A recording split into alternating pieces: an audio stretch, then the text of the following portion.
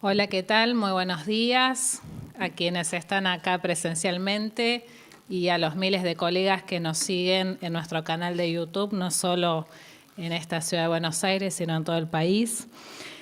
Es un placer brindar esta apertura a este encuentro del ciclo de tributos provinciales que coordinan la doctora Miriam Roldán y el doctor José Alanís, a quienes agradecemos como siempre por la permanente colaboración. Hoy tenemos un invitado especial en este ciclo, el licenciado Cristian Girard, que es el director de ARBA, a quien agradecemos muy especialmente que nos esté acompañando en nuestro consejo en el día de hoy y que nos va a comentar las últimas novedades que tienen que ver con la gestión de ARBA de las últimas semanas. Por supuesto, agradecer también a Carolina Díez, que nos va a estar acompañando también luego en que finalice Cristian su exposición. Bueno, gracias a todos por acompañarnos. Como siempre, seguimos trabajando en temas de actualización profesional, de capacitación para todos nuestros colegas. Espero que disfruten de esta mañana, de este ciclo de tributos provinciales. De esta manera damos inicio y le voy a dar la palabra entonces al licenciado Cristian Girard.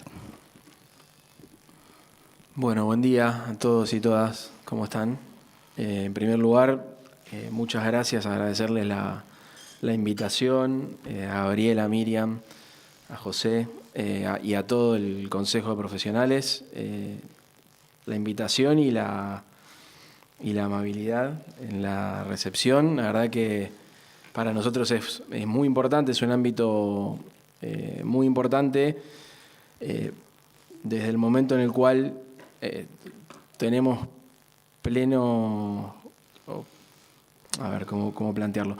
Estamos convencidos, digamos, de que el trabajo de las contadoras, de los contadores, de los profesionales, hace a la función de la recaudación que nosotros tenemos a cargo en el organismo. Me está acompañando acá hoy Nicolás de Oz, el jefe de gabinete de ARBA, con quien venimos trabajando con el Consejo de Profesionales, manteniendo una agenda de intercambios respecto de la actualidad de las medidas que vamos tomando, de los problemas, de las dificultades que observan los y las profesionales y cuestiones que tenemos que abordar nosotros dentro de lo posible desde la gestión del organismo. Así que por eso nosotros pensamos, además de valorar este espacio, que era una buena y es una buena oportunidad para que conozcan de primera mano nuestros lineamientos de gestión, nuestros lineamientos estratégicos de gestión y, en cierto modo, los cambios que desde diciembre de 2019 hasta acá ya podemos mostrar, se han materializado, son concretos, en relación al cumplimiento tributario, a la administración tributaria en la provincia de Buenos Aires. Obviamente esto tiene dos momentos, ¿no? Por un lado está la ley impositiva, digamos, la determinación jurídica, el marco normativo del pago de impuestos, pero luego está la administración tributaria. Ahí nosotros, la verdad es que en provincia de Buenos Aires podemos decir, tuvimos un desafío muy grande a nivel de la ley impositiva, y no solo de la ley, también impulsamos reformas del Código Fiscal que tenían que ver con situaciones problemáticas o críticas en relación al cumplimiento tributario. Pero también nos tocó a nosotros y a todos y todas atravesar la pandemia. La pandemia fue un enorme, un tremendo desafío de gestión. Nos obligó a acelerar en muchas medidas, muchos proyectos que pensábamos más a mediano o largo plazo. Y la realidad nos obligó a redefinir prioridades. También ayudó el hecho de que todos estuviéramos en la misma sintonía, todos como sociedad, digo, ¿no? Ayudó a que fuera menos traumático quizás tomar algunas de las medidas que tomamos, fundamentalmente todo lo referido a la no presencialidad, ¿no? A la digitalización, y al avance en la no presencialidad, la no interacción cara a cara. La verdad que nos permitió dar un salto importante en materia de servicios, pero también en términos de presentaciones y de trámites para el cumplimiento con la agencia. Y luego el desafío de acompañar al sector privado, que no es menor, porque nosotros al asumir el punto de partida nuestro fue que estábamos transitando en la provincia de Buenos Aires una emergencia productiva con foco en las pequeñas y medianas empresas,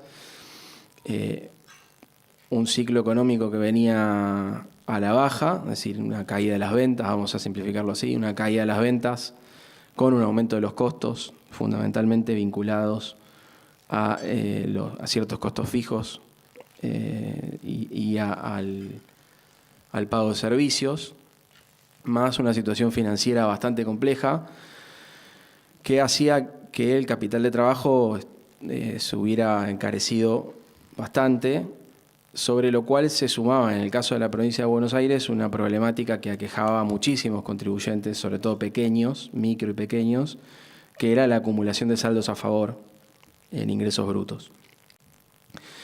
Siendo ese nuestro punto de partida, lo que nos planteamos ese verano fue, como gobierno provincial, no como agencia, pero sí la agencia obviamente trabajó en acercar las propuestas que considerábamos necesarias, pero trabajamos en la declaración de la emergencia PYME, y eso implicaba un acompañamiento desde el punto de vista tributario para las empresas, los contribuyentes más afectados por esa crisis que estábamos viendo, que experimentaba la economía en la provincia de Buenos Aires, obviamente a tono con lo que ocurría a nivel nacional, y lanzamos una moratoria, lanzamos un plan de pagos, pensando que, bueno, con esa moratoria y ese plan de pagos le íbamos a dar aire a las pymes para que pudieran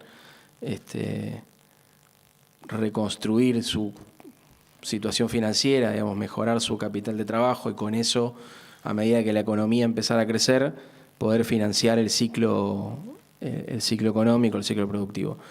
Y en marzo llegó la pandemia. Entonces, eso que pensábamos como medidas tributarias para volver a poner en marcha el ciclo económico se convirtió en otra cosa completamente distinta, que era pensar cómo hacíamos para evitar que esas empresas que estaban, o esos comercios que estaban ya tecleando ahí en el marco de la crisis que veníamos viviendo y no terminaran de caerse. Obviamente que no alcanza solamente con las medidas tributarias, tiene que haber un acompañamiento más general. No es que ARBA iba a poder resolver esa situación por sí sola, tomando medidas, pero hicimos nuestro esfuerzo. Ahora, pasado el tiempo y viendo hacia atrás lo que hicimos, tomamos medidas bastante audaces, diría yo, sobre todo en relación al manejo de los regímenes de recaudación, afectando o impactando en una cuestión crítica como era la acumulación de saldos a favor. Pero también impulsamos medidas como exenciones específicas, que después fueron decretos del gobernador y finalmente fueron ratificados por ley, como una exención de ingresos brutos durante un semestre para los sectores afectados que estuvieran facturando menos que el año anterior, en el año 2020. También luego hubo exenciones de los impuestos patrimoniales para los sectores que también estaban siendo críticamente afectados, fundamentalmente vinculados a la gastronomía y al turismo, los sectores más duramente golpeados en ese primer año y medio, porque cuando parecía que el invierno de 2021 el turismo y la gastronomía salía del pozo, llegó la segunda ola y ahí otra vez a pensar medidas y a tomar medidas. Pero en definitiva,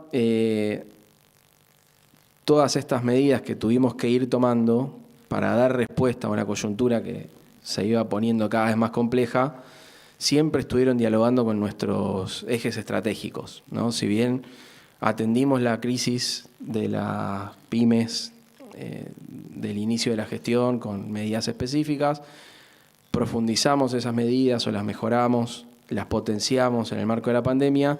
La verdad es que siempre desde el primer momento, dentro de nuestros lineamientos, nuestros objetivos estratégicos de gestión, estaba la de dar vuelta a la lógica de funcionamiento del organismo en relación a cómo se distribuyen las cargas, tanto a nivel impositivo en las leyes como a nivel financiero en materia de recaudación. Ustedes saben, la recaudación básicamente consiste en lograr que los contribuyentes que están obligados a pagar los impuestos que determina la ley cumplan en tiempo y forma, y para eso se puede hacer uso de ciertas herramientas que permiten adelantar, en cierto modo, el pago de ese impuesto determinado a lo largo de un periodo. Típicamente en la provincia de Buenos Aires van a ver, están los regímenes de recaudación, hay agentes de recaudación y hay distintos regímenes de recaudación que lo que hacen es aplicar una determinada alícuota ante cada transacción económica que implique un movimiento de fondos, que funciona como un adelanto de el pago de ingresos brutos que va a resultar de la declaración jurada de cierre de ese periodo con un impuesto determinado que que se declara 15 días después del cierre del mes. Entonces, a lo largo de todo ese tiempo, aproximadamente, desde el primer día del mes hasta que se hace la declaración jurada, la agencia va aplicando retenciones. Digamos, sobre los 30 días en concreto que se hace la declaración jurada, la agencia tomó retenciones y después cuando el contribuyente hace la declaración jurada, eso puede dar un saldo a pagar, puede no dar saldo a pagar y estar justo, calzado, o bien puede ser que la agencia haya tomado más retenciones que el impuesto determinado. En ese caso, se genera una acumulación de saldos a favor. Eso era el gran problema que nosotros en la previa de la asunción en 2019 del gobernador Kicillof y de nuestro equipo en ARBA, eran uno de los puntos más críticos, digamos, o de los reclamos más frecuentes con los que nos encontrábamos cuando hablábamos con empresarios, con empresarias, con comerciantes, con profesionales independientes, el drama del SAF. Nosotros a eso le sumamos después una lectura bastante crítica y desafiante respecto de la estructura tributaria en general, ¿no? Teníamos una estructura tributaria que estaba muy sesgada hacia los impuestos indirectos, digamos, hacia ingresos brutos y al impuesto sellos, que entre los dos explican aproximadamente el 80 y, depende del año que agarremos, entre el 80 y el 85% de los recursos tributarios provinciales. Es decir, del total de la recaudación de la provincia, entre el 80 y el 85% es ingresos brutos y sellos, e ingresos brutos es aproximadamente el 80%, entre el 76, 77 y el 80%. Es decir que tenemos una provincia cuyos recursos tributarios dependen fuertemente de este impuesto, que como todos sabemos, como dicen todos los libros, es un impuesto complejo, es un impuesto que tiene implicancias en el ciclo económico, en el funcionamiento de las unidades económicas, en el funcionamiento de la economía, que son no deseables en general, ¿no? Sobre todo que es un impuesto que se va acumulando en cascada. Es un impuesto que genera distorsiones, que va generando distorsiones y que puede además terminar redundando en trasladar una carga excesiva a medida que uno se va acercando a los eslabones al consumidor, precisamente a los consumidores. Entonces, es todo un desafío. Creo que tenemos como sociedad, vamos a decir así, resolver la cuestión de ingresos brutos. Es un impuesto, yo creo que no va a haber nadie que conozca la cuestión que sea un defensor a ultranza de la existencia de este impuesto. Es un impuesto complejo, es un impuesto complejo. Que si sobre todas esas cuestiones complejas o problemáticas le sumamos una administración tributaria sesgada hacia lo peor del impuesto, es una bomba, es un combo explosivo eso. Entonces, nosotros en ese escenario, ¿qué desafío nos planteábamos? Por un lado,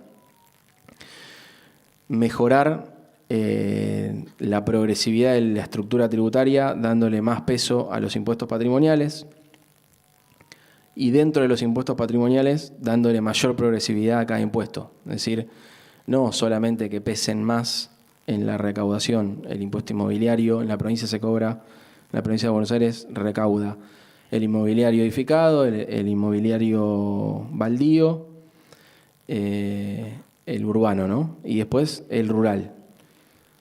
Y por otro lado, impuesto automotor y el impuesto a la transmisión gratuita de bienes o a la herencia, como se conoce normalmente, que la provincia de Buenos Aires es la única provincia, la única jurisdicción que lo está cobrando. Esos son los impuestos patrimoniales. ¿Qué decíamos nosotros? Bueno, tendríamos que tener una estructura tributaria que dependa menos de ingresos brutos y sellos y que se financie la provincia en mayor medida con impuestos patrimoniales. Y que dentro de cada impuesto patrimonial la carga impositiva esté graduada más justamente. ¿Esto qué es? Y bueno, que a mayor patrimonio, mayor carga impositiva. Y no al revés. Y hago la aclaración de y no al revés, porque esa es la clave. No se trata de ir contra los que tienen altos patrimonios. Siempre todo tiene que hacerse en su justa medida.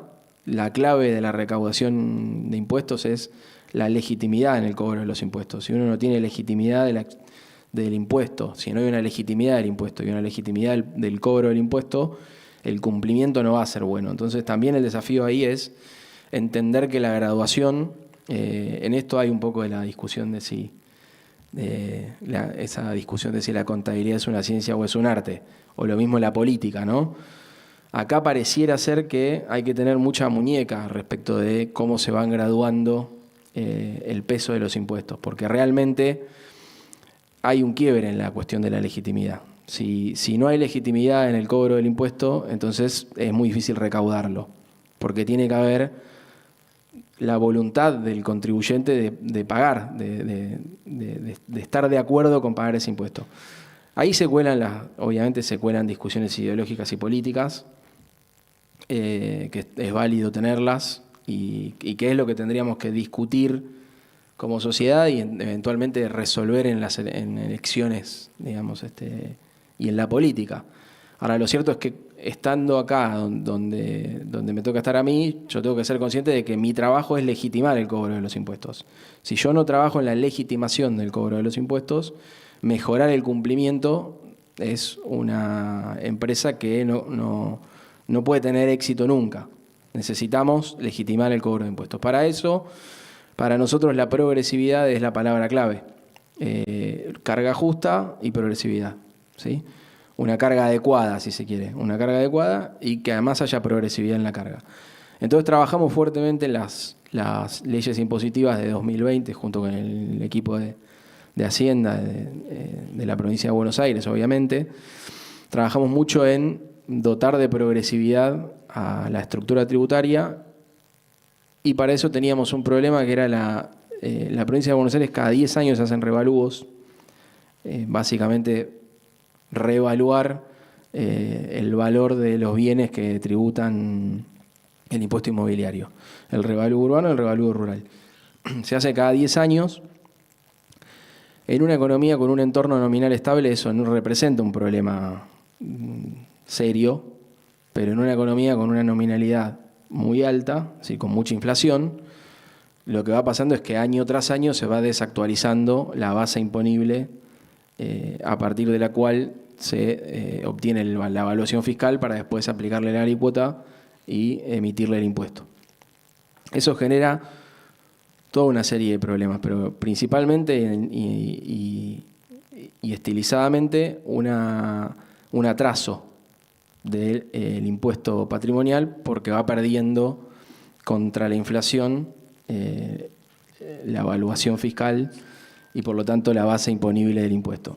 Y eso genera otro problema, que es que para compensar esa pérdida de evaluación fiscal y para que no empeore, si se quiere, la situación financiera de la provincia, perdiendo recursos, hace que cada año se tenga que discutir en la ley impositiva una nueva estructura de alícuotas. ¿Por qué? Porque como se atrasa la base imponible, entonces la manera de compensar ese atraso de la base imponible es subir la alícuota. ¿Y cuál es el título de las noticias cuando se discute eso? Aumento de los impuestos. Ahora, la verdad es que si uno mira contra la inflación, lo que pasa es que los impuestos vienen bajando.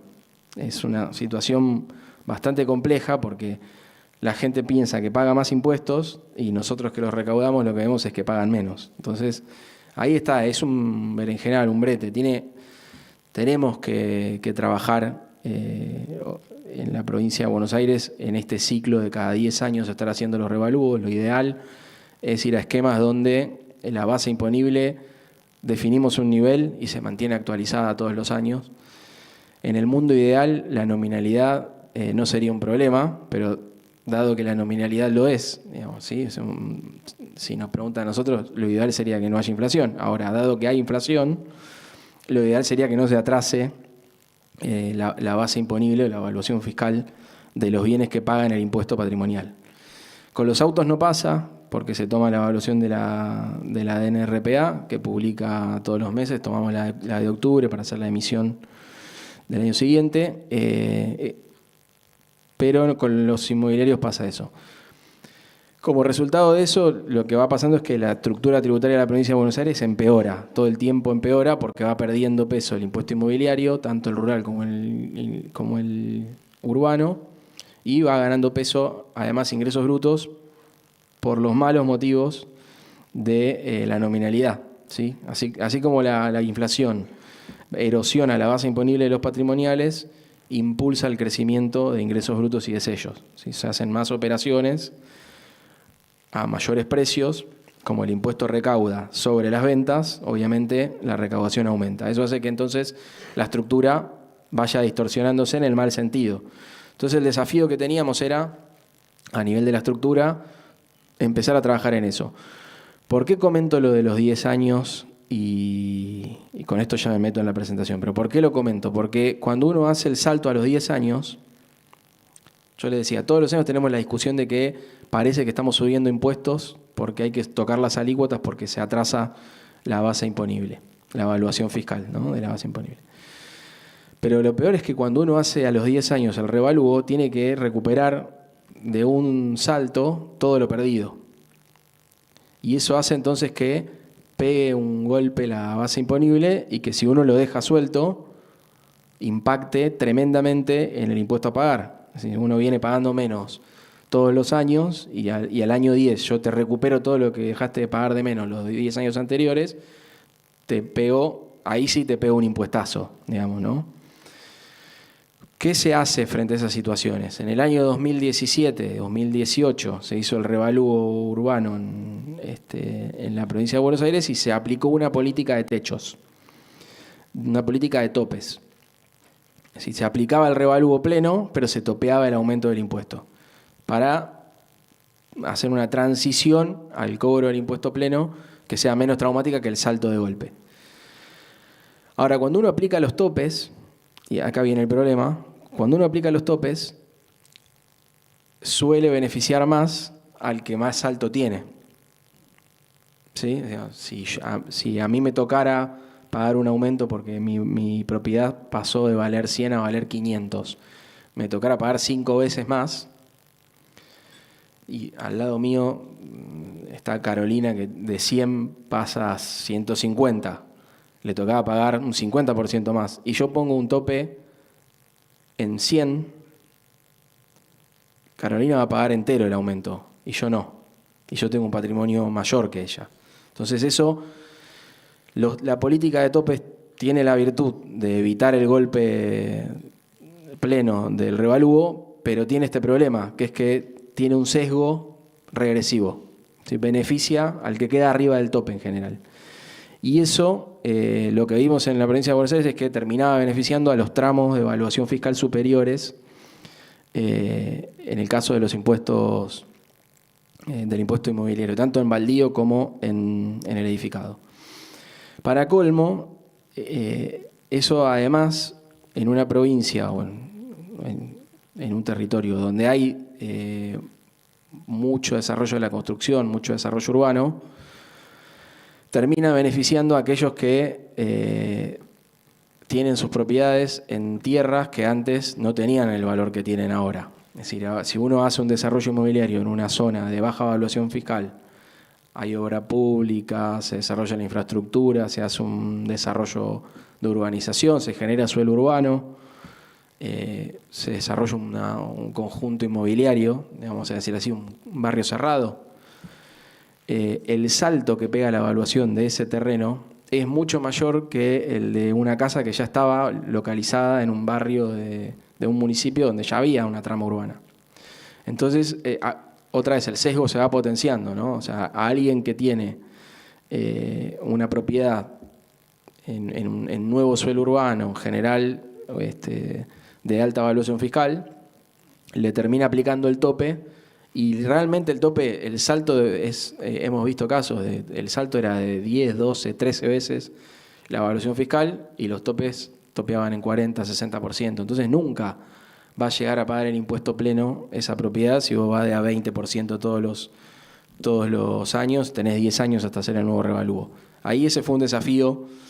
Entonces, para nosotros ir trabajando en esa estructura de topes para ir sacándolos, para que impacte plenamente el revalúo, obviamente generó conflictividad y de alguna manera un planteo como si hubiera un encono clasista de no, solamente van a cobrarle a los ricos. La verdad que no es de ninguna manera una cuestión focalizada, sino una cuestión estructural de buscar la progresividad y la justicia en la carga impositiva, porque ¿qué pasaba después? Que si vos mirabas lo que pagaba el impuesto realmente pagado sobre la evaluación fiscal o el valor de mercado de ese bien, no tenía nada que ver en un caso con el otro. Por abajo se pagaba más que por arriba. Nosotros, ¿qué es lo que buscamos? Por lo menos que paguen lo mismo. Y ahí entremos a la otra discusión. Yo creo que hay que ir graduándolas progresivamente las alícuotas. Tampoco una locura que sancione la acumulación de riqueza, porque si no, ¿para qué nos preocupamos porque haya crecimiento económico? No tiene ningún sentido eso. Pero sí, por lo menos que pague lo mismo, que tenga la misma carga el que está abajo que el que está arriba. Y después sobre eso discutimos lo otro. Si no llegamos a esa situación, ahí, bueno, no hay mucho para discutir. Nosotros vamos a ir en esa dirección.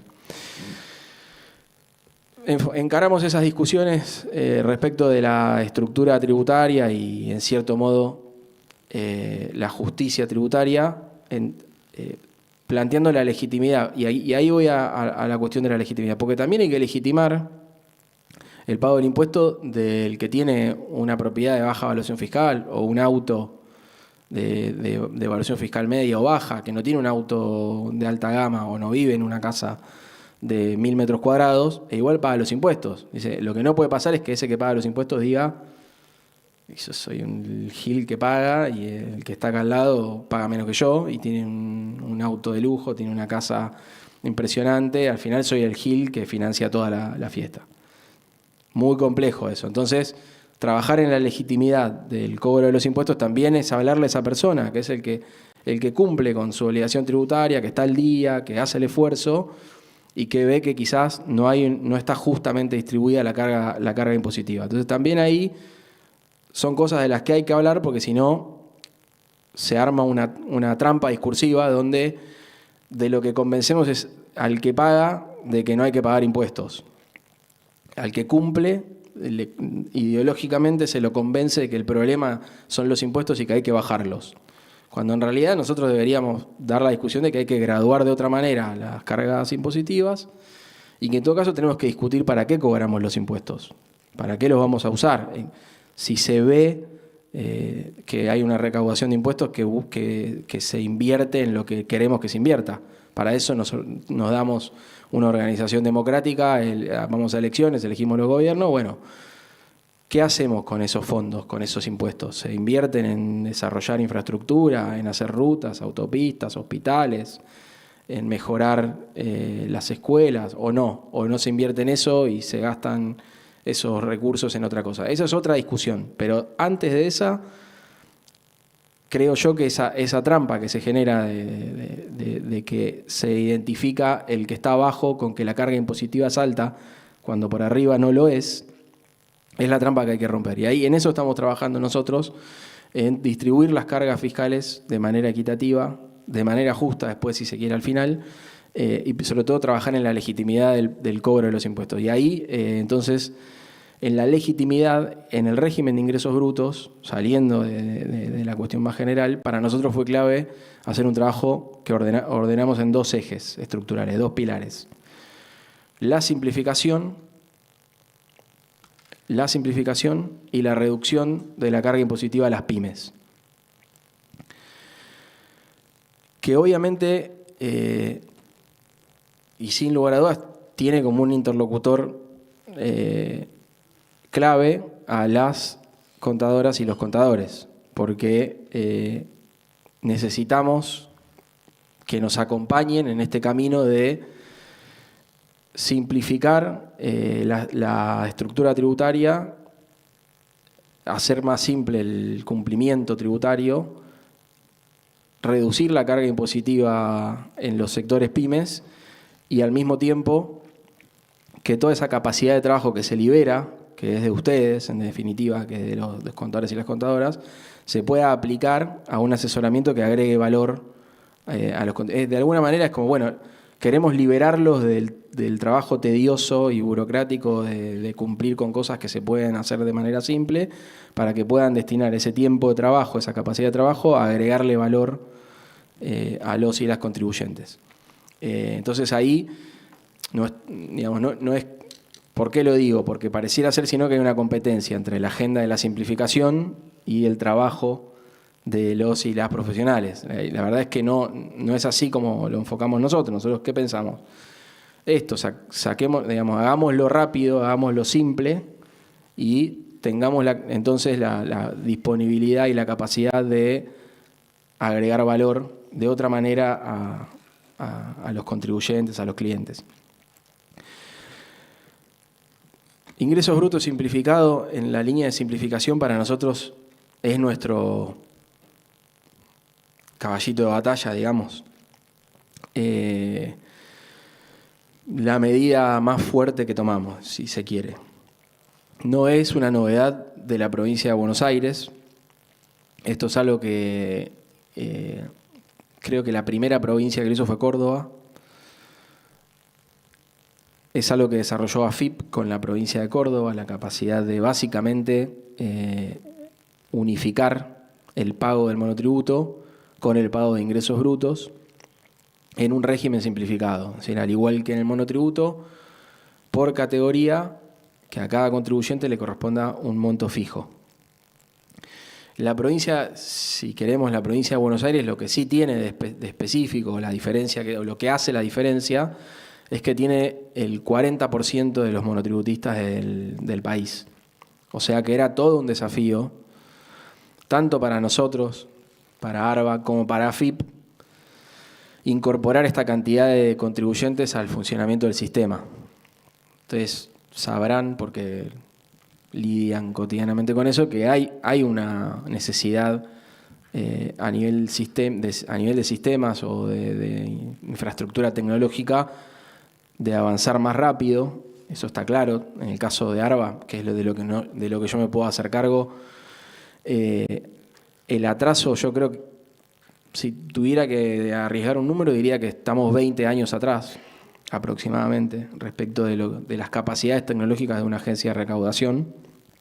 Lo sufrimos, lo padecemos diariamente con cualquier innovación o mejora que queremos introducir.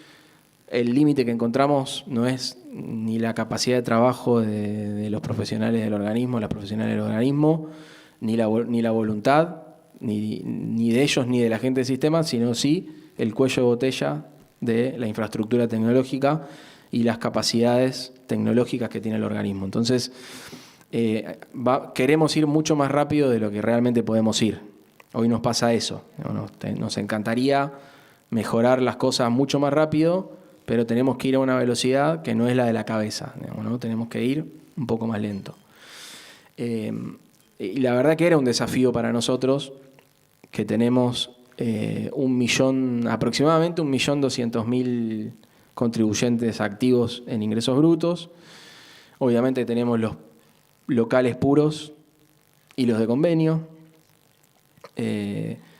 Dentro de los locales puros, los que entran en la categoría de monotributistas por monto de facturación, es decir, los que entrarían en la categoría de monotributistas por facturación, y los que no.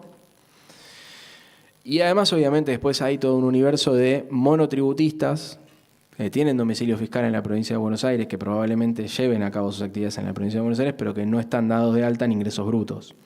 Eso conforma un universo más grande. ¿Cuál fue la cuestión que nos planteamos entonces como desafío a resolver? ¿Qué hacemos? ¿Vamos por un esquema de altas de oficio?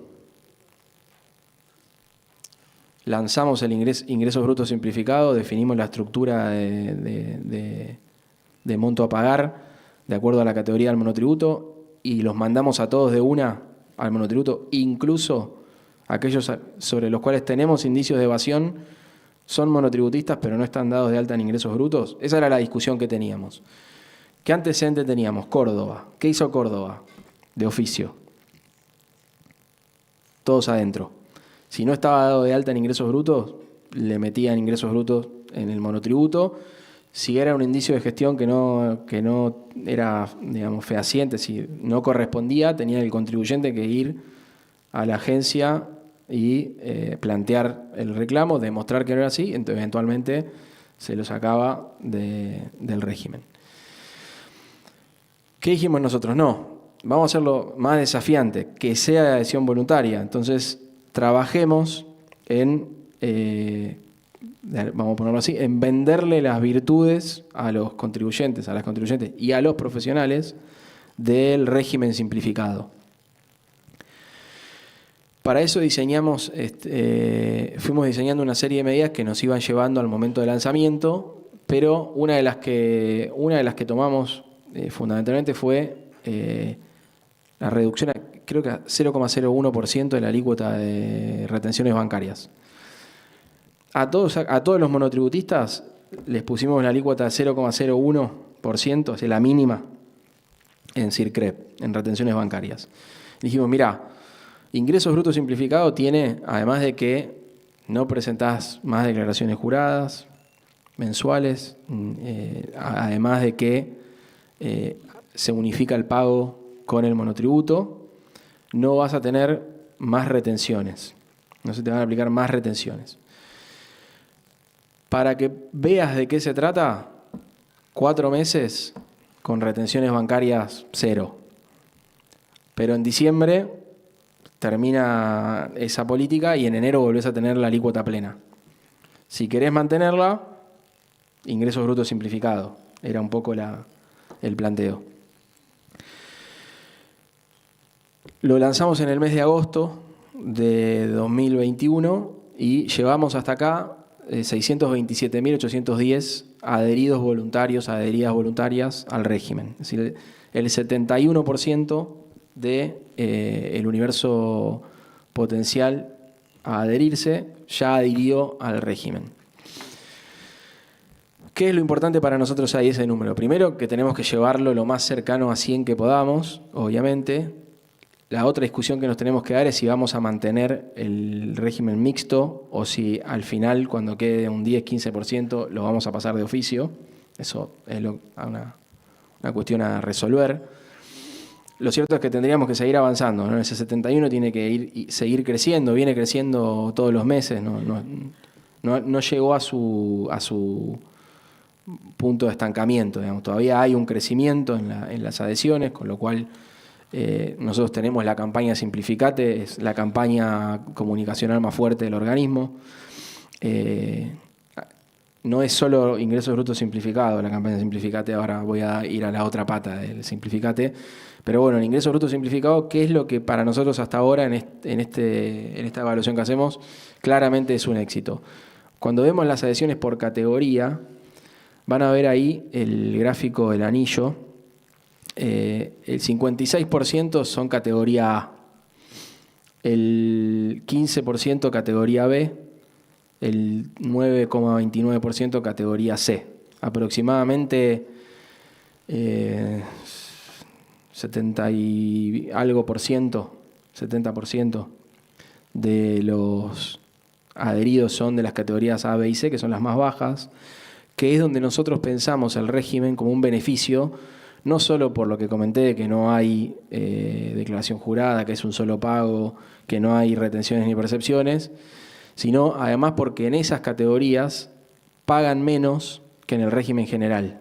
Está graduado de forma tal que la alícuota plena, digamos, ¿no? La alícuota efectiva, vamos a ponerlo así, la alícuota efectiva del que paga el monotributista en el régimen de ingresos brutos simplificado es menor que si hubiera ido al régimen general de ingresos brutos. Y a esto le agregamos además una medida en la última ley impositiva, que es la exención por 12 meses para las nuevas altas. Entonces, tenemos todo dado para que sea realmente conveniente para los monotributistas adherir al régimen y sobre todo en las categorías más bajas. ¿Qué estamos viendo? La categoría A tiene un nivel de adhesión del 75% sobre el 100%, o sea que estamos arriba del 71%, quiere decir que el sesgo que tiene es positivo para nosotros. Lo mismo en la categoría C. La categoría B, que está en 50%, ahí ¿qué nos está diciendo? Bueno, hay monotributistas de la categoría B que tenemos que ir a buscar, que tienen el beneficio y no lo están aprovechando al 100%. Y después, bueno, ahí tienen por categoría la adhesión, obviamente va bajando a medida que sube la categoría. Eso era lo esperable. Ahora, el foco nuestro era la categoría A, B, C, D, si queremos, que es donde están más enfocados los beneficios concretos del régimen simplificado. La otra pata del Simplificate tiene que ver con la digitalización, que esto es lo que comentaba, los desafíos de la pandemia. Una transformación clave en la administración tributaria. Primero un comentario entre paréntesis y superficial. Habrán visto que cambiamos la web. Lo que cambiamos, vamos a decir así, es lo que ustedes ven. Lo que va atrás sigue siendo lo mismo por las limitaciones que tenemos, que ya estamos trabajando en dar el salto adelante. Pero lo cierto es que el cambio de la web estuvo enfocada o guiada, si se quiere, por la experiencia del usuario, que es lo que tratamos nosotros de mejorar, que sea más intuitiva, pero además que responda mejor a las necesidades de quienes usan la web. Básicamente, ustedes, ¿no? Todavía quedan cosas por mejorar, lógicamente, pero la verdad es que si hoy entran, ¿qué tenemos? La información mejor ordenada, más claramente los accesos dónde están, por dónde ir a buscar cada cuestión. Tienen que loguearse cuando ingresan a la página y eso también nos permite a nosotros darles un abordaje más integral como contribuyentes. ¿Qué sería lo ideal? Lo ideal sería mejorar la parte de atrás, digamos, ¿no? O sea, que cuando ustedes llegan a las declaraciones juradas, que sea realmente una nueva web. Todavía no lo es, pero ya en algún momento lograremos hacerlo. Pero sí lo que nos pasaba mucho era que era difícil llegar a través de la web a los trámites o a las operaciones que se querían hacer. Era muy difícil, hoy podemos decir que es difícil si quieren, pero bueno. ¿Qué hicimos también? Potenciamos el chat, que justo hablábamos con Gabriela, con Miriam, con Nicolás recién. Lo potenciamos muchísimo durante la pandemia, así que ahí van a ver el chat. Realmente tiene la desventaja de que no es un bot y eso dificulta la trazabilidad y las respuestas quizás no son todas, no pasan 100% una norma de calidad. Estamos muy encima de la capacitación, de la actualización de los y las trabajadoras que van dando respuestas. En líneas generales la evaluación que hacemos es positiva del chat, funciona bien. Pero bueno, ahí van a tener el chat para hacer consultas y también los puede ir guiando a través de la página. Y también tenemos, obviamente, el call center, un número de teléfono, y los números de WhatsApp de cada centro de servicio es una atención más personalizada. ¿A dónde estamos yendo ahora con lo de los WhatsApp? Que el WhatsApp fue la manera en que encontramos en la pandemia para evitar la presencialidad en los centros de servicios. ¿Qué problema teníamos? O sea, la ventaja era rápido, un WhatsApp por centro de servicio, un número de WhatsApp por centro de servicio. El problema es que es uno por centro de servicio. Estamos ahora yendo hacia un esquema de WhatsApp corporativo que nos va a permitir tener un único número, pero además una trazabilidad de lo que se habla en esos chats para que podamos evaluar el desempeño de los y las trabajadoras que van respondiendo, pero también tener estadísticas de cuáles son los reclamos, cuáles son los problemas, dónde hay que mejorar. Por eso también nosotros tenemos que construir estadísticas para tomar decisiones que respondan a las demandas reales. Tenemos que conocer las demandas reales. Entonces es fundamental eso para nosotros. Mucho de experiencia del usuario y los canales de comunicación con los contribuyentes o con los profesionales tienen que abastecernos a nosotros de información para tomar medidas que mejoren y simplifiquen el cumplimiento tributario.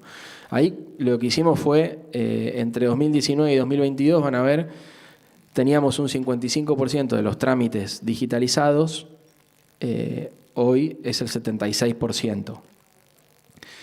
Con un incremento de 45% en la cantidad de trámites realizados de manera digital entre 2020 y 2022.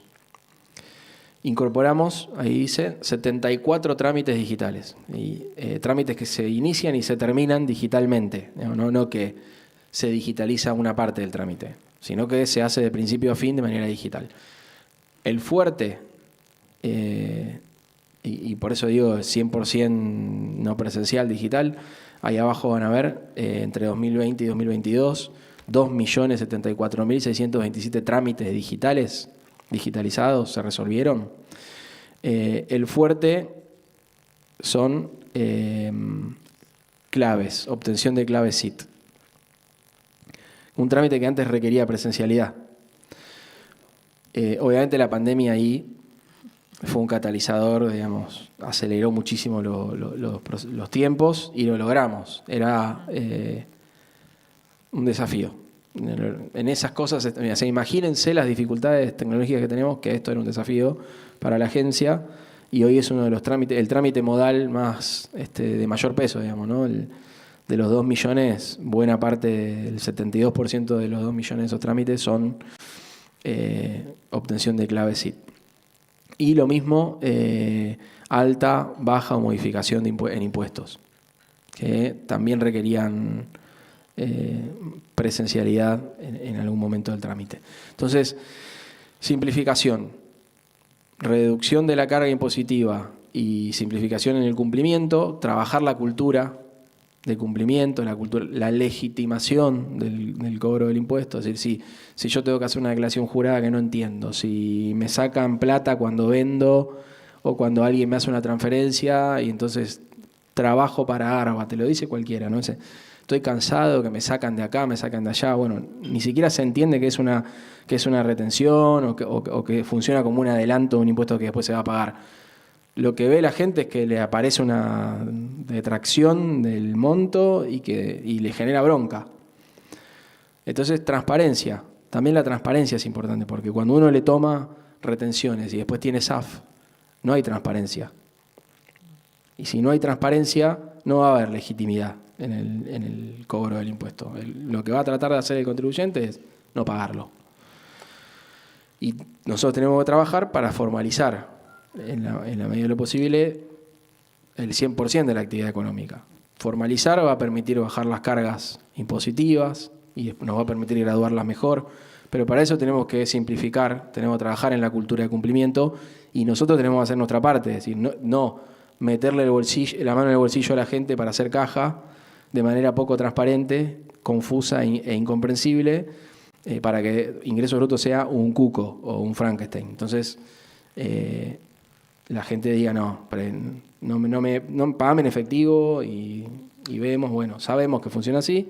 Entonces nosotros, sabiendo eso, vamos a dar esta batalla de esta manera, no cayendo con el palo, con inspecciones, clausurando comercios, sino trabajando la cultura de cumplimiento y simplificando y haciendo nuestra parte. Después vendrá el momento de control. Es decir, bueno, tenés el régimen simplificado, la carga impositiva baja, no tenés retenciones, dale, date de alta, que es la campaña que estamos encarando ahora en el marco de Simplificate de cultura tributaria. Para nosotros, entonces sería así, digamos, por abajo es con cultura, con inclusión, también hay que enseñar que la gente entienda qué es un impuesto, cómo se paga, por qué hay que cumplir, qué implica no cumplir, porque también después les cae una fiscalización y una determinación y no, me quebraron el comercio o me quebraron la empresa. Bueno, hay riesgos, tiene que haber un trabajo en la cultura. Eso lo hacemos nosotros y lo hacen ustedes junto con nosotros también, pero nosotros tenemos que hacer lo nuestro. Bueno, simplificar.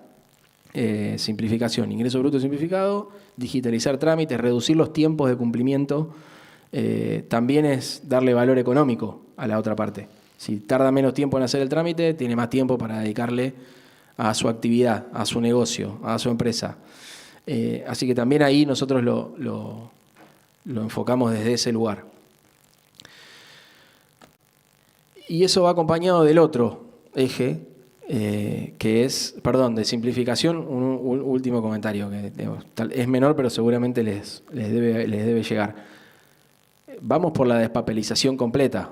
Ese es el objetivo que tenemos, ¿no? Una de las cuestiones que vimos es que ¿a qué se acercaba la gente a los centros de servicio de ARBA mayormente? A que les impriman la boleta.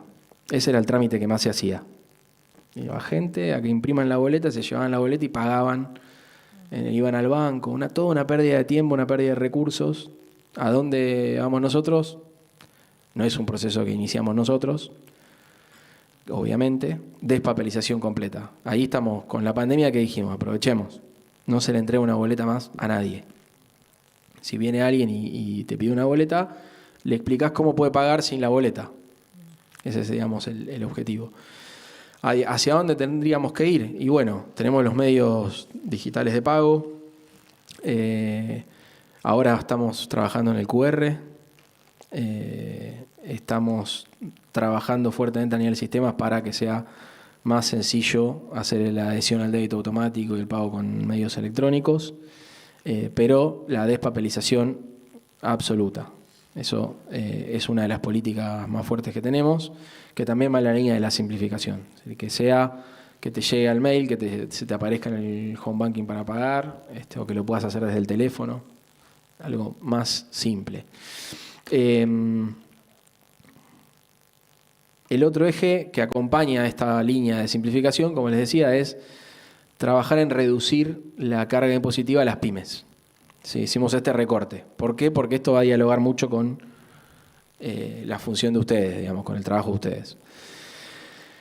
Fundamentalmente porque la bola de nieve que se armó en la provincia de Buenos Aires, no voy a decir que es algo de los últimos 6 años, digamos, desde que se crean los regímenes en la provincia de Buenos Aires, desde que se crea ARBA, vamos a ponerlo así. Desde la creación de ARBA,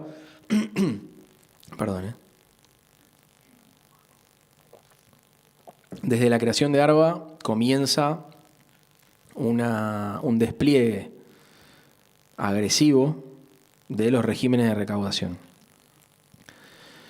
De hecho, en la provincia de Buenos Aires, a nivel global, creo, es una de las jurisdicciones donde mayor presión se ejerce a través de los regímenes de recaudación. Dicho si no me equivoco, por el creador de la agencia en su momento, el primer director ejecutivo Montoya, creo que comparaba con Suiza. Se diseñan regímenes y se apunta a que 85-90% de la recaudación del impuesto se capte a través de los regímenes. Es decir, un seteo muy agresivo de los regímenes de recaudación. Y además después se van creando regímenes que van rodeando a los regímenes generales de retención y percepción. Hay regímenes específicos de medios de pago, el de bancarias, que es quizás el que más dolores de cabeza genera. Hay dos cuestiones que nosotros planteábamos. ¿Cómo trabajar la cuestión de los regímenes y la recaudación, donde la cultura instalada en el sentido común de la administración tributaria, no voy a hacer foco en los trabajadores de ARBA, en la disciplina, digamos, en la profesión, hay una visión bastante instalada, no quiero decir generalizada, porque puede haber uno que diga yo no pienso eso, pero bastante instalada, de que en realidad el SAF, los saldos a favor, son evasión que se captó a través de los regímenes. Hay una idea que si yo vamos a decir así, te pesqué con una retención bancaria por una operación que no había facturado. Te pesqué, marché preso. SAF. Y si no es así, venía a pedírmelo. Cuando me lo venís a pedir, yo te hago una fiscalización. Si veo que no era evasión, entonces te lo devuelvo. O sea, hay una presunción de evasión. ¿Sí? Se supone, se presume que ese saldo a favor es evasión que captó la agencia a través de los regímenes. Y si no es así, entonces que lo vengan a pedir y se le hace la demanda de repetición una fiscalización, y si finalmente concluimos que no era evasión, será devuelto el saldo a favor. Una lucha fue esto,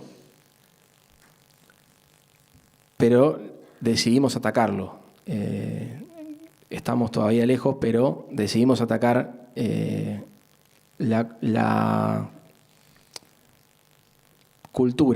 cultura de que el SAF es un indicador de evasión, ¿no? Y pensarlo al revés, que el SAF es en realidad el producto de una mala administración de los regímenes.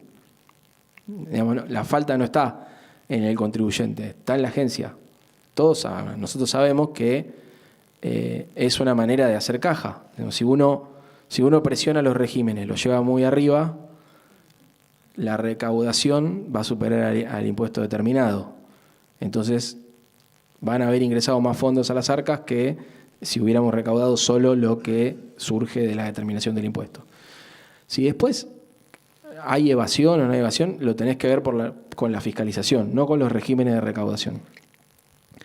De hecho, ahí nosotros lo que estamos haciendo es potenciar enormemente las herramientas de fiscalización remota, el FIRE, que tampoco lo inventamos nosotros, sí lo potenciamos, incluyendo cruces con bases de información de AFIP, de bancos, de tarjetas, y vamos trabajando mucho en inteligencia fiscal, con Big Data, con inteligencia artificial, digamos, tratando y generando algoritmos que nos den indicios de evasión, y a partir de eso, cuando detectamos algo, al DFE rápidamente detectamos esto, rectifique, ratifique.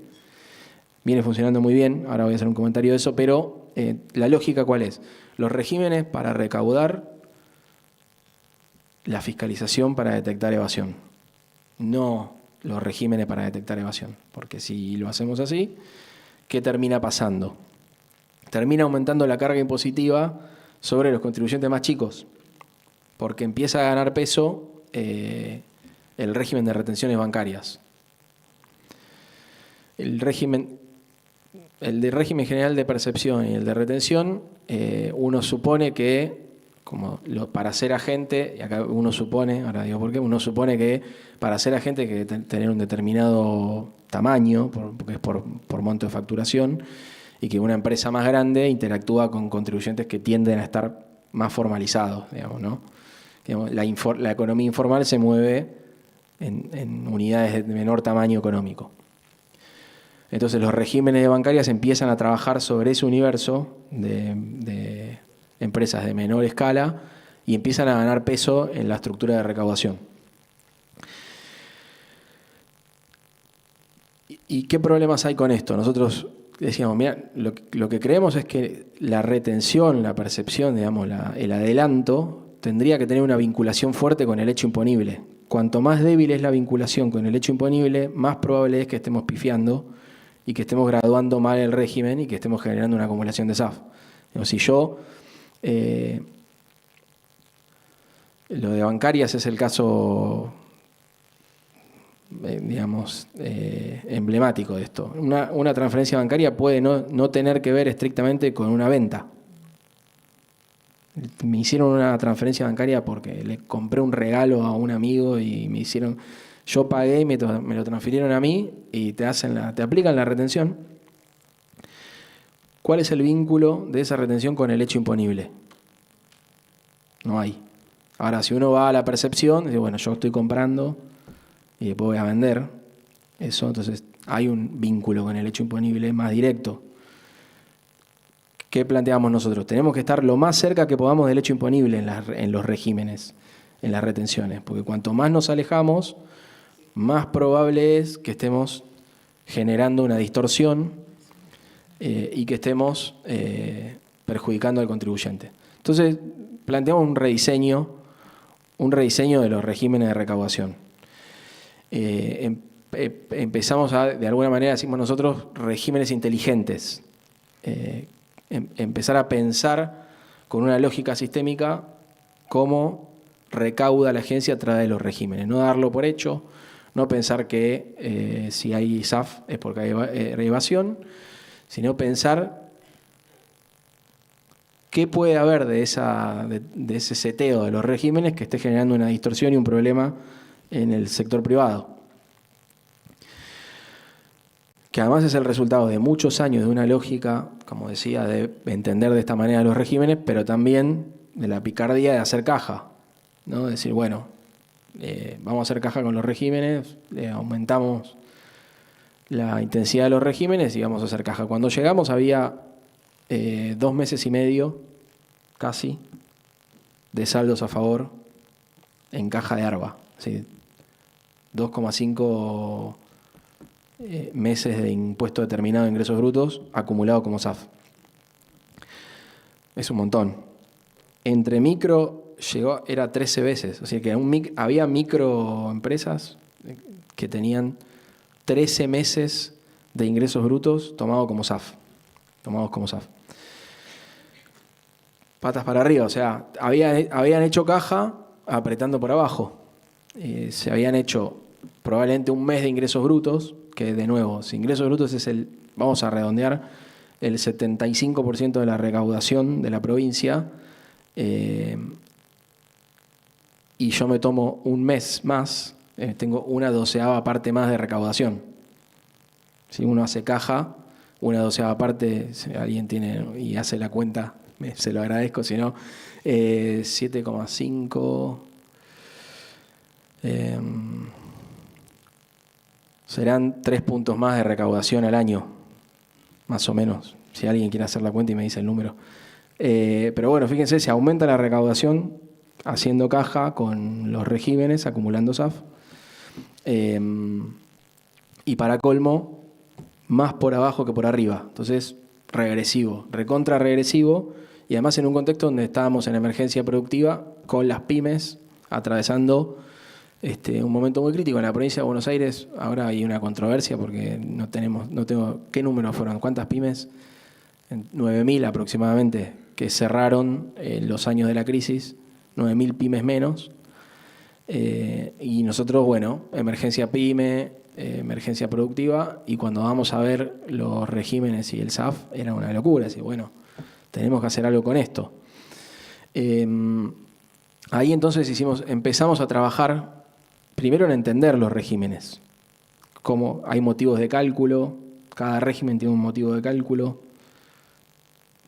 La agencia lo que hace es elaborar un padrón, no, supongo que lo saben, pero se elabora un padrón completo de contribuyentes para cada régimen con una alícuota. que es la alícuota de retención que le aplica a ese contribuyente. Pero además hay más de un régimen. Entonces, después hay que ver cuál es la alícuota que le aplica a ese contribuyente. Los regímenes tienen motivos de cálculo que suponen determinado margen de rentabilidad, bueno, una serie de cuestiones. Nosotros ¿qué empezamos? Primero a entender cómo era. Había que entender los motivos de cálculo, las lógicas, y empezamos a tomar algunas medidas rápidamente que iban en el sentido de frenar la acumulación de SAF primero, porque hay una inercia. ¿No? Cuando nosotros llegamos la máquina estaba prendida, no es que la encendimos, ya venía así. Así como se recaudaba ingresos brutos a través de los regímenes, también se acumulaba SAF a través de los regímenes. Entonces había que entender dónde estaban los botones, qué botones había que tocar y después pensar en una reingeniería de esos regímenes. Lo primero y más fácil, obviamente, ¿qué fue? Reducir alícuotas de oficio para micro y pequeñas empresas. He focalizado en empresas cumplidoras y con SAF, que era lo primero que decíamos, bueno, mirá, ponele que haya evasión, pero si esta microempresa cumple, tiene indicios de cumplimiento y además tiene SAF, cortémosla porque claramente está sobre retenida esta unidad. No, bajémosle la alícuota. 870.000 pymes rápidamente beneficiadas por la reducción de oficio de las alícuotas cuando son buenas cumplidoras y cuando tienen SAF. ¿Para qué? Para que dejen de acumular. ¿Sí? Después, regímenes más inteligentes en el marco del plan 6x6, ¿no? Que es el plan de reconstrucción que planteamos para la salida de la pandemia en provincia de Buenos Aires. Hay un plan integral que abarca todas las áreas del gobierno. Planteamos para 6 años de crisis, 6 años de recuperación. En el marco del plan 6x6, la agencia propone la reingeniería de los regímenes, en lo cual ya venimos trabajando. En 2020 tomamos 13 medidas estructurales sobre los motivos de cálculo del padrón. Del tipo, por ejemplo, si es buen cumplidor, poner una marca. Si tiene SAF, ponerle la marca. Elementos que van sumando a la determinación de las alícuotas, teniendo en cuenta al contribuyente, digamos, no la necesidad de recaudación, sino el perfil del contribuyente. En el marco del 6x6, pero también durante la pandemia, empezamos a introducir mejoras al proceso de cálculo de alícuotas, haciendo foco en los que tienen SAF, bajo riesgo fiscal y sin indicios de evasión. En julio de 2022, este año, incorporamos una mejora importante en el régimen general de percepción para los contribuyentes de convenio multilateral, que es básicamente pasarlos por CUJ, ¿no? Cuando da entre 0,1 y 0,5. Es decir, que no son bonaerenses, digamos, ¿no? Que son de convenio, pero no son bonaerenses, es decir, que no es un contribuyente bonaerense que eventualmente vende a otra jurisdicción, sino que es realmente un contribuyente de convenio multilateral que tiene una actividad en la provincia, pero que no es la provincia el centro de su actividad económica.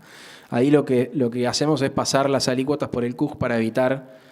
Esto ya no es solo local de ARBA, sino evitar que se den acumulaciones de saldos a favor en el marco de la administración del convenio multilateral. Y en paralelo con la mejora o la reingeniería de los regímenes, potenciamos 2 herramientas. En realidad, el SUC, el Sistema Único de Compensación, podemos decir que lo lanzamos. Diría, no sé si Nicolás, si valida. Bueno, lo relanzamos. El Sistema Único de Compensación, en menos de 4 clics, permite cancelar deudas haciendo uso del saldo a favor.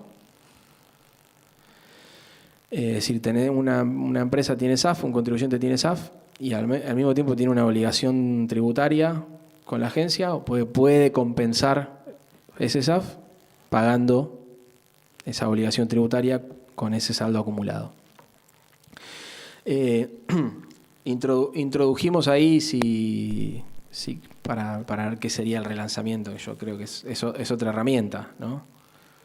Mejoras en los controles sistémicos, porque yo te puedo decir, che, mirá, podés compensar saldo a favor con deudas, pero después te pongo unos criterios que cuando venís a hacerlo nunca podés. Bueno, es medio tramposo. Es como podés, pero no podés. En abstracto podés, cuando vas a hacerlo en concreto nunca podés. Entonces ahí estamos trabajando en mejorar los controles.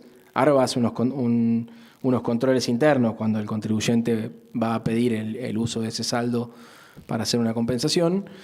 Mejoramos los controles sistémicos y ahí abajo van a ver fundamentalmente los desvíos aceptables, ¿no? Hay unas cotas que miden desvíos.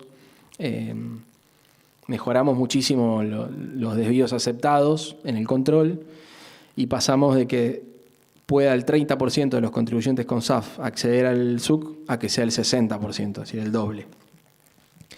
Y seguimos trabajando en mejorar el control interno para facilitar el uso de la herramienta. Por otro lado está el sistema único de demandas, que es también, esto dialoga mucho con demandas de repetición vía web, ¿sí? Que cuando llegamos hasta 200.000 pesos podían iniciar el trámite de devolución express a través de la web por hasta 200.000 pesos, pero después tenían que en algún momento hacer un trámite presencial. Lo llevamos a 300.000 en 2020, lo llevamos a 1 millón de pesos ahora en 2022 y además eliminamos el momento presencial del trámite, así que se puede hacer íntegramente a través de la web, también con la mejora en los procesos de control para que mayor cantidad de contribuyentes puedan acceder al beneficio de devolución, entre comillas beneficio, a la devolución del saldo a favor. Creo que ahí es muy importante esto que comentaba antes, que desvinculamos la devolución de los saldos a favor de la fiscalización. No quiere decir que no los vamos a controlar. Quiere decir que si pasan los controles estándar que establecemos para la devolución del saldo a favor, se los devolvemos y la fiscalización va a ir por el canal del FIRE y eventualmente si encontramos indicios de evasión, iremos con una determinación por esa vía. Pero ya no están supeditados la devolución del saldo a favor al cierre de la fiscalización. Imagínense que cuando llegamos había 2 meses y medio de 2,5 cajas de saldos a favor, pero si lo medíamos en expedientes, en cantidad de expedientes, ahora no recuerdo, pero creo que eran 8.000, 9.000 expedientes. Eran 4 o 5 años de trabajo del organismo. 4 o 5 años donde, fíjense, en lugar de usar esa capacidad de trabajo para fiscalizar y controlar mejor, para dar mejores servicios, en lugar de trabajar el organismo en eso, trabaja en expedientes que tramitan la devolución de saldos a favor. Patas para arriba. En eso también, estas medidas son importantes para nosotros internamente como organización porque nos permiten hacer un uso más eficiente del tiempo de trabajo, de la capacidad de trabajo del organismo. En lugar de tener gente abocada a devolver expedientes de SAF, los podemos reorientar a hacer trabajos de control, de fiscalización, por ejemplo, de desarrollo de inteligencia fiscal, de potenciación de herramientas digitales. Digamos. Hay una serie de mejoras virtuosas que surgen de hacer estas cosas. Y veamos los números. Entonces, SUC, Sistema Único de Compensación, y el de demandas, desde el 1 de enero, desde enero de 2020 hasta julio de 2022, el último dato cerrado, a través del sistema de compensaciones devolvimos 10.957 millones de pesos de SAF, 25.133 quits, 22.632 operaciones. El sistema único de demanda, 360 millones de pesos, 6.503 quits, 6.728 expedientes, tramitados, terminados, con devolución. Acá todavía es muy importante, era muy restrictivo el trámite de devolución web. No estamos viendo los resultados de la decisión que tomamos de mejorar los controles de las cotas de los desvíos aceptados, ni tampoco la desvinculación de la fiscalización. En general no se conoce esto, los contribuyentes no saben, las profesionales no saben, piensan que tiene la misma dificultad que antes, que aplican las mismas restricciones que antes, entonces no vuelven a intentar. Pero los cambios, mi recomendación es que hagan el intento de ver si siguen en la misma situación. Y vieron que ahí si había un desvío, informaba el desvío, pero no decía en qué periodo ir a buscarlo. Entonces es bastante engorroso, digamos. Pero ahora deberíamos, al tener cotas más grandes, algunas de esas situaciones van a estar resueltas. Les recomiendo que lo prueben y lo comenten. Y después el FIRE, la fiscalización remota. ¿Por qué está acá una herramienta de fiscalización? Bueno, porque acuérdense ¿qué decíamos? Estaba instalada la idea de que esto era evasión y solo evasión. Bueno, entonces dijimos, no nos podemos desentender de eso. Puede ser que haya evasión, pero hagamos algo inteligente. No trabemos la devolución de todo el SAF porque puede haber evasión. Potenciemos las herramientas de fiscalización digital remota y veamos si podemos convertir en impuesto determinado ese SAF al detectar que era impuesto omitido, ¿sí? Y ahí con la fiscalización remota llevamos 8.952 millones de pesos compensados vía FIRE, ¿sí? Es decir, detectamos estas inconsistencias, estos desvíos, esta omisión. Si la convalidás, tenés este SAF, lo podés aplicar. Y no tenés una deuda, digamos, ¿no? Cancelás esa deuda reclamada con el saldo a favor. 8.952 millones de pesos. Ahí tenemos, más y mejores cruces inteligentes, confirmación ágil, sin necesidad de rectificar la declaración jurada. Fundamental eso. Fundamental, ¿sí? Si se confirma, no hay que ir a rectificar la declaración jurada. Y los operativos también acá, ¿cómo los organizamos? Los orientamos, empezamos de abajo para arriba. Atender la difícil situación de los que están más abajo, que además eran los que más presionados estaban por los regímenes y los que más SAF acumulado tenían. Entonces, ahí vamos tratando de resolver. ¿Dónde estamos hoy de ese 2,5? En 1,3. O sea que contante y sonante, diría. Obviamente es un esfuerzo para la provincia, pero también lo podemos hacer porque mejora el cumplimiento tributario en general, porque detectamos evasión en otros ámbitos, en otras áreas vinculadas a otros impuestos, como el impuesto inmobiliario, donde tenemos un trabajo muy fuerte con imágenes satelitales, con fiscalización catastral. En el caso de los baldíos, por ejemplo, con una ley impositiva que penaliza la especulación a través de la compra de propiedades a la espera de que se valoricen para fomentar la construcción. O sea, hay una mejora de la recaudación por otro lado. Si bien estamos teniendo un efecto en la caja por una política de reparación de este daño financiero, digamos, que se le hace a las pymes. Por otro lado, tenemos una agencia que está recaudando más, en términos reales, más que el año anterior, y estamos por encima del momento de la crisis en el año 2018. Así que hoy la provincia, vamos a decir, recauda más y recauda mejor con estos lineamientos y esta progresividad. Y esto solamente lo comento acá. No voy a comentar uno por uno, pero esta es la línea de tiempo con todos los planes de pago que fuimos sacando desde que llegamos y atravesando la pandemia. Moratoria PYME, plan de pagos COVID, plan de pago de agentes. Moratoria a agentes, esta es fundamental, en general es algo que lo hicimos solo en el marco de la pandemia, ¿sí? En los casos de defraudación, hubo una ley, no lo hizo ARBA obviamente, ARBA no puede, pero hubo una ley para agentes con una moratoria. La moratoria a contribuyentes 2021 por las deudas que tuvieron en COVID que no pudieron pagar, hubo una quita, el plan de pagos COVID para la segunda ola.